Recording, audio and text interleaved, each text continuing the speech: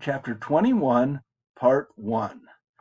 In this final chapter, we're going to focus on the word que, which has so many different meanings and so many different uses. So we're going to start off and just work our way through all these different uses.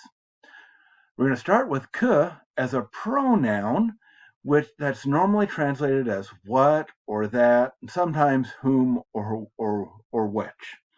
So here we have it at the beginning of a question. Que mange-t-il? What is he eating? Or what does he eat? The que is a question word asking us what is it that he's eating? What is the object of what is being eaten? That's the object of the verb there.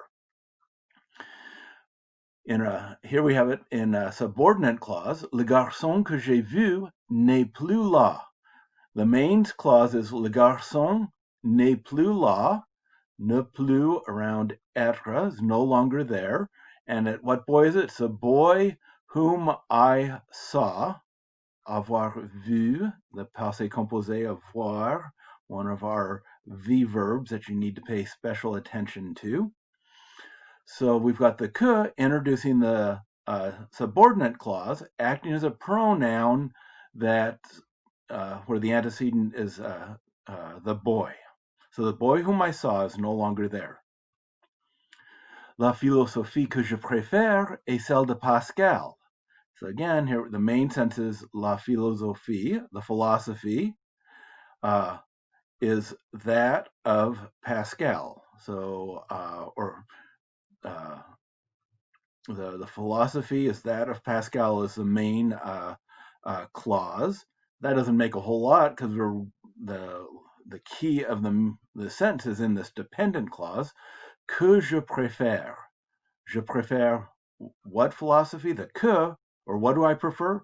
It's the que that I prefer, which refers to the philosophy. So the philosophy that I prefer is Pascal's, and that's kind of a personal statement. I really like Pascal. He was this mathematician turned theologian after his conversion. Now let's look at another big use of que used as a conjunction. And we're going to go with a Red Riding Hood theme here, at one point. It's usually translated as that, but sometimes so that, when, while, or unless. So a simple sentence, il a dit que l'examen serait difficile. He said, or he has said, that the exam would be difficult. The conditional tense of être, serait. He said that the examination would be difficult. So que is just introducing what was said. Now here we've got un jour qu'une fillette allait chez sa grand-mère, elle vit un loup.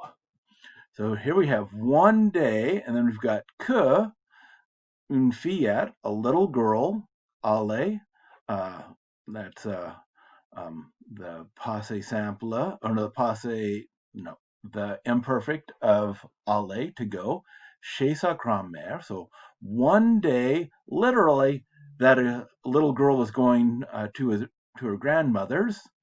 Elle vit un loup. So elle vit un loup.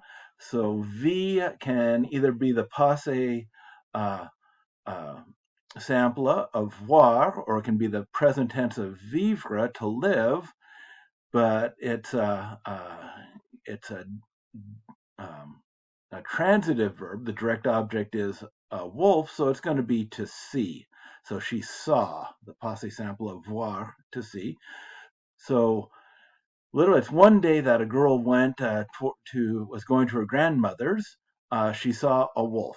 But we would say one day when a little girl was going to her grandmother's, or while a little girl was going to her grandmother's, she saw a wolf.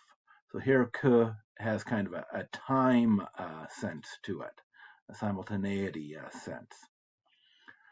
Approche-moi, petit chaperon rouge, que je puisse mieux te voir. Approche-moi, that's the imperative. Come near to me. Come closer. Petit chaperon rouge, little red, and chaperon is a riding hood, riding cape. And that's what Little Red Riding Hood's name is in French. Come closer, Little Red Riding Hood, so that I can mieux te voir, better see you. So the que indicates kind of the goal. So we can translate it as so that, and it's in the subjunctive because it's indicating potential action.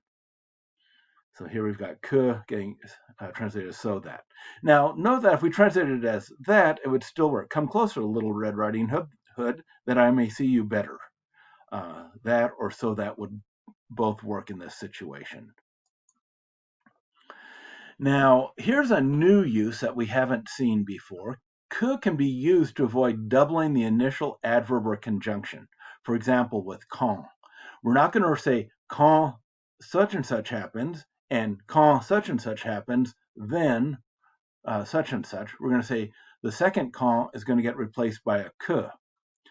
Quand on a de grosses dents et que l'on a un grand nez, on n'a pas l'air d'une grand-mère. So we've got two conditions here. When one has large teeth, de grosses dents, dents is teeth, it's feminine, and gros means excessively large. When one has very large teeth, and when, we're going to translate cause when as a repetition of the first, the quand, l'on a un grand nez, one has a large nose, one does not have the air of a grandmother. One does not seem like a grandmother. So we can translate this, when one has large teeth and when one has a large nose, one does not seem like a grandmother. Or we could even leave out this when in the translation, when one has large teeth and one has a large nose. But French doesn't like having a subordinate clause without some word indicating there's a subordinate clause like quand or que, so the que will always be in there. Now we can, same thing happens with si, meaning if.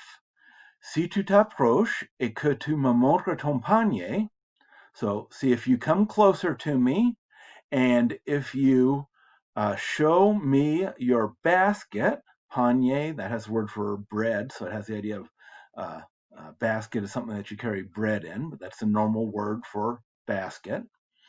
So if you come closer to me and if you show me your basket, je peux mieux te remercier. I can better thank you. So we can put the two ifs in if we want, or leave the second if out in English.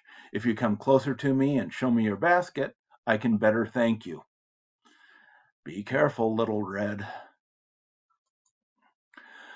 Okay, so here are 5 sentences to translate, and we have a Winnie the Pooh theme here. So use your knowledge of Winnie the Pooh and the different themes that occur and the different characters in Winnie the Pooh to translate this, write down your answers, and check them with the next video.